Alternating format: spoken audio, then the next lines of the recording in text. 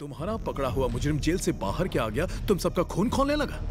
पर सच तो यह है कि क्रिमिनल से ही सिस्टम बनता है और सिस्टम से ही क्रिमिनल। पांडुरंगा, मतलब अपनी सारी कोशिश बेकार हो गई? मेरे रहते कोई कोशिश बेकार नहीं जाएगी। पिछले 10 सालों से यही मेरा आशियाना है, मेरी लाइफ है, और मैंने इसमें किसी को एंट्री नहीं दी।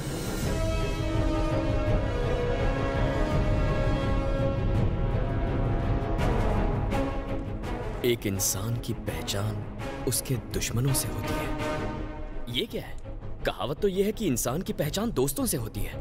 ये सही है, इंसान की पहचान उसके दोस्तों के कैरेक्टर से होती है, लेकिन खुद की किस्मत को परखना हो तो दुश्मन की ताकत को आंकना चाहिए। 4 दिन पहले हमारा दुश्मन मुरली था, इस रमन का कातिल, जो कि एक सोशल एक्टिविस्ट था।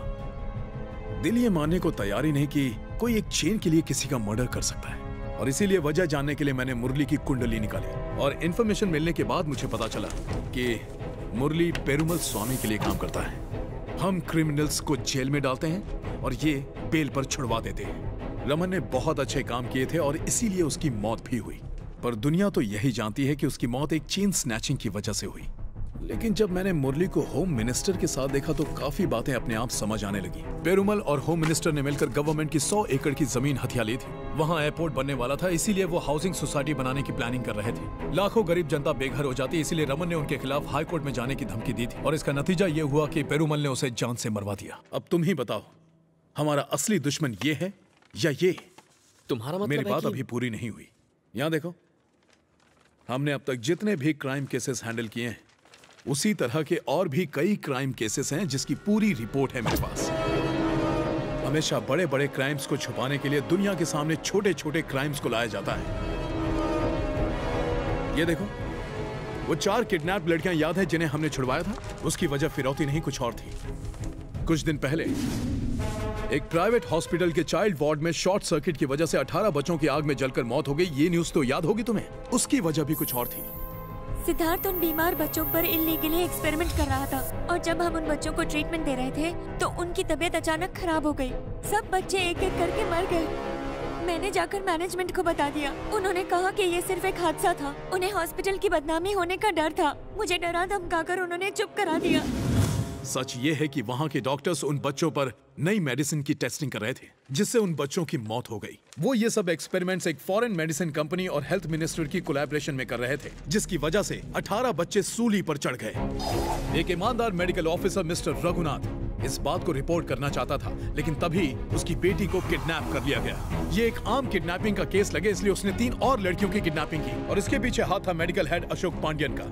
हम जिन छोटे मोटे क्राइम्स को मामूली क्राइम्स समझने की भूल करते हैं, वो एक बड़े ऑर्गेनाइज्ड क्राइम का पार्ट होता है। मित्रन, तुम्हारा मतलब है हर छोटे क्राइम या क्रिमिनल के पीछे हमेशा एक बड़े क्रिमिनल का हाथ होता है? मैं ये नहीं कहता कि हर छोटे क्राइम के पीछे बड़े क्रिमिनल का हाथ है, लेकिन हर बड़े ऑर्गेनाइज्ड क्राइम के पीछे दुनिया की आंखों में धूल झोंकने के लिए छोटे क्राइम्स का सहारा लिया जाता है। और मंजीत, ये सारा रिसर्च वर्क मैंने अभी अभी शुरू नहीं किया, बल्कि बचपन से ही मेरा पैशन था। दुनिया को हम सभी लोग उसी तरह देखते हैं जैसे हमें दिखाया जाता है, पर रिसर्च करते करते मेरी आंखें खुल गई। एक दिन मैंने न्यूज़पेपर के पेज 2 और पेज 6 की खबरों को कोरिलेट करना शुरू किया। अगर पेज 2 पर ट्रक हड़ताल की न्यूज छपी है तो पेज 6 पर सब्जियों के दाम बढ़ने की न्यूज। अगर पेज 1 पर सोने के दाम बढ़ने की न्यूज है तो पेज 7 पर ज्वेलरी की बम्पर ऑफर की न्यूज है।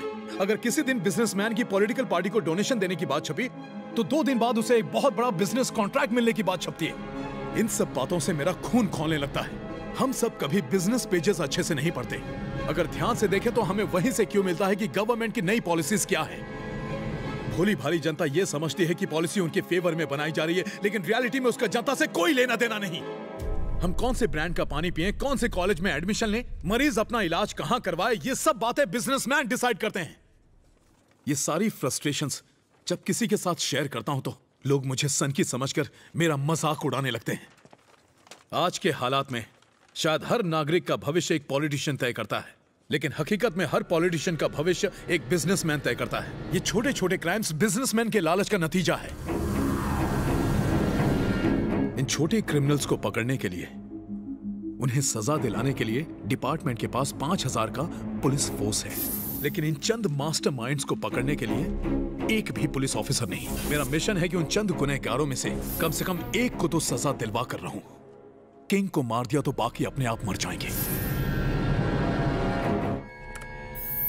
ये वो 15 मास्टरमाइंड्स हैं जो दूसरों से अपना गलत काम करवाकर खुद का दामन पाक रखने का हुनर रखते हैं। इनमें से ये 3 मेन प्लेयर्स हैं जो 80% क्राइम के जिम्मेदार हैं। इन तीनों में से जिस तक पहुंचना नामुमकिन होगा, मैं उसे अपना टारगेट बनाऊंगा और उसका नामो निशान मिटा दूंगा, और तब जाकर मुझे सुकून मिलेगा। चार्ल्स ने रिसोर्स मिनिस्टर के साथ एक मीटिंग अरेंज की है। किसी तरह उस मीटिंग की डिटेल्स हासिल करनी होगी, और तब कहीं जाकर मैं नतीजे पर पहुंचूंगा। भाई, यकीन नहीं होता, तुम तो ब्रिलियंट हो। यारा, एक बार पोस्टिंग्स मिलने के बाद हमको अलग अलग जगह भेज दिया जाएगा, लेकिन जब कभी हमारी जरूरत पड़े, जस्ट 1 फोन कॉल और 24 घंटे के अंदर हम तुम्हारे सामने खड़े होंगे।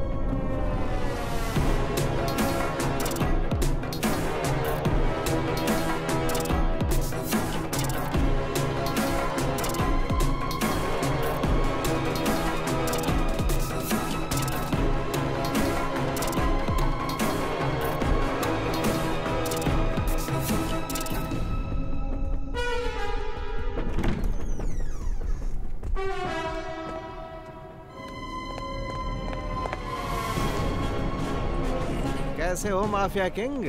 बस आपकी दुआ है सर। और ये हमारा स्कैम किंग। नहीं, पैर नहीं, पैर छूने वाले पैर काटते हैं। अब चलो। चलो, अच्छा है सिद्धार्थ सर ने हमें अपॉइंटमेंट तो दे दी। मेरा बेटा होने के बावजूद मुझे अपॉइंटमेंट नहीं देता है। क्यों सर? अरे वो क्या मुझे अपॉइंटमेंट देगा? मेरे पास फुर्सत ही कहाँ है जो मैं उससे मिल पाऊंगा। स्वच्छ भारत अभियान में हिस्सा लेकर मुझे अपने देश को स्वच्छ बनाना है भाई, इसलिए कपड़े भी स्वच्छ पहनता हूँ मैं।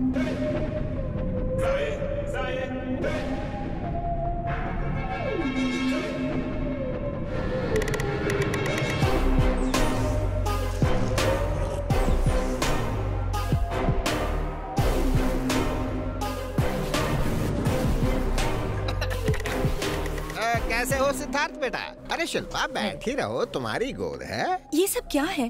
Can't you leave him alone for some time? जब चाह चले आते हैं। शिल्पा, इन्हें मैंने बुलाया है। एक छोटी सी मीटिंग है, उसके बाद I'm all yours. I'll be waiting for you. I'll be there.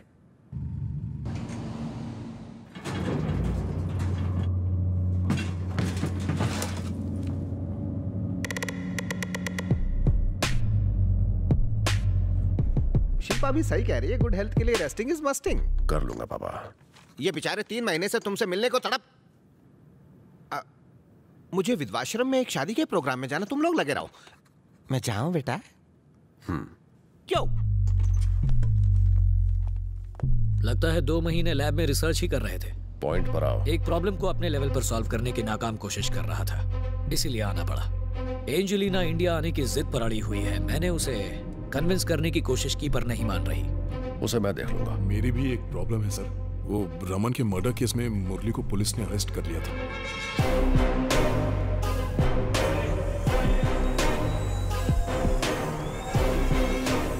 मैं ऐसी गलतियों की इजाजत नहीं दे सकता। 10 दिसंबर एक बहुत ही इंपॉर्टेंट दिन है, तैयार रहना। अशोक, मेरे साथ चलो। एंजेलिना के केस को अलग तरीके से हैंडल करना होगा। ठीक है, समझ गया।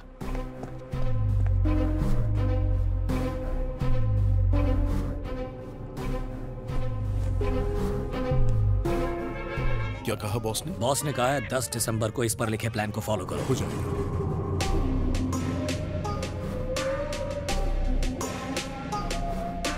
तुम एक मास्टर प्लान का बहुत ही अहम हिस्सा हो, इसलिए कोई गलती नहीं होनी चाहिए। टेंशन मत लो।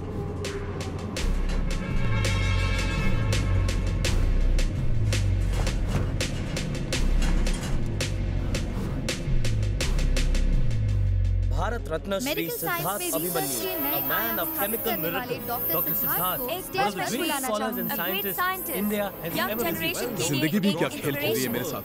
उन तीनों में से एक को अपना दुश्मन बनाने वाला था, लेकिन अब पता चला कि ये तीनों भी एक छोटे मोहरे हैं। और इनका किंग तो साइंस की दुनिया का एक जीनियस है, जो सही मायने में पूरे मेडिकल माफिया को चला रहा है। कल बिन बुलाए हमारे चीफ मिनिस्टर सिद्धार्थ के ऑनर में ऑर्गेनाइज्ड एक फंक्शन में पहुंच गए थे। अपने बिजी शेड्यूल से हमारे लिए वक्त निकालकर यहाँ आए। मुझे पूरा यकीन है उन दोनों के बीच कोई तो अंडरस्टैंडिंग है। जिस चेन स्नैचर को हमने पकड़ा, कल सिद्धार्थ ने उसे जान से मार दिया ताकि उसके खिलाफ कोई सबूत न रह जाए। 10 दिसंबर उसकी लाइफ का एक बहुत इंपॉर्टेंट दिन है, लेकिन मैं उसके 10 दिसंबर को मातम के दिन में बदल दूंगा। जिसको आप सिद्धार्थ बोलते हो उसको हम लोग अभिमन्यु बुलाते थे। जिस दिन से उसका बाप एमएलए बना, मैं तब से उसका सपोर्ट करता। बचपन में एक मर्डर के केस में सिद्धार्थ को जेल भी जाना पड़ा था। जब वो बाहर आया तो उसका बाप बोला, बेटा आप किसी गैंग में शामिल हो जा, तेरा कुछ नहीं हो सकता, तेरा फ्यूचर बहुत डार्क है। ये सुनकर सिद्धार्थ को बहुत गुस्सा आया और उसने बाप को मारने की धमकी दे डाली और बोला कि मुझ पर सारे लगे इल्जाम हटवाकर मुझे फॉरेन के कॉलेज में दाखिला दिलवा दो। भाई पढ़ने में बहुत टॉप था, लेकिन जितना पढ़ाई में टॉप था उतना ही जुर्म में भी टॉप। बोले तो एकदम ऑलराउंडर। 24 तास सिद्धार्थ ही दिमाग में छाया रहता है। सपोज 4 दिन बाद कहीं दूर पोस्टिंग हो गई और लाइफ में कभी सिद्धार्थ का सामना नहीं हुआ। अगर ऐसा हुआ, मैं क्या करना रे? मेरा और उसका सामना तय है।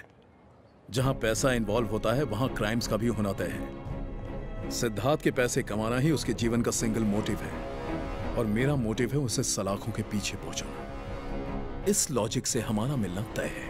उसकी बर्बादी मेरे हाथों लिखी है। किसी को बर्बाद करने के लिए इतना passion? But you are right, मैं अभी अभी सब डायरेक्टर के ऑफिस से ही आ रहा हूँ। उन्होंने मुझे इनविटेशन डायरेक्टर को देने के लिए कहा है। जरा बग तेरी चीफ गेस्ट कौन है? Bug bug. हे